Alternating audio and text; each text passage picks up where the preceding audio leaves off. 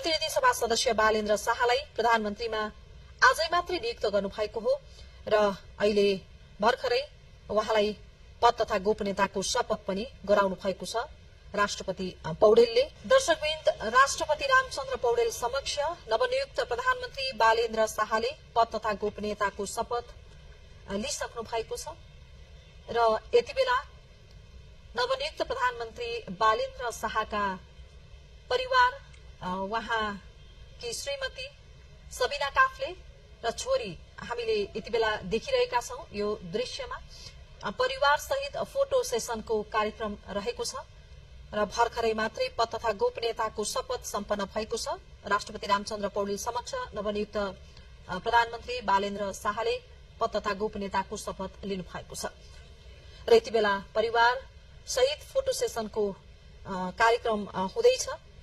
राष्ट्रपति कार्यालय शीतल निवासबाट हामीले यो प्रत्यक्ष प्रसारण यहाँहरू समक्ष देखाइरहेका छौं।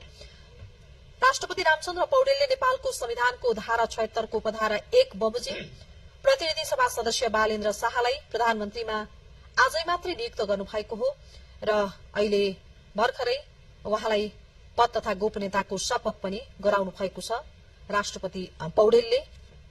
र नवनियुक्त प्रधानमन्त्री बालेन्द्र शाहले एउटा इतिहास कायम गर्नु भएको छ। लोकतन्त्र स्थापना पछिका 36 वर्षका बालेन्द्र शाह कान्छा प्रधानमन्त्री पनि बन्नु भएको छ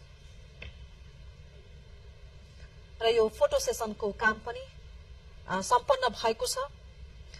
3 वर्ष अघि मात्रै गठन भएको राष्ट्रिय स्वतन्त्र पार्टीले झण्डै 2/3 अर्थात 182 सीट जितेर पहिलो दल बन्यो र राष्ट्रपाका वरिष्ठ नेता बालेन्द्र शाह बहुमत प्राप्त दलको हैसियतबाट वरिष्ठ नेता बालेन्द्र शाह प्रधानमन्त्रीमा नियुक्त हुनु भएको हो।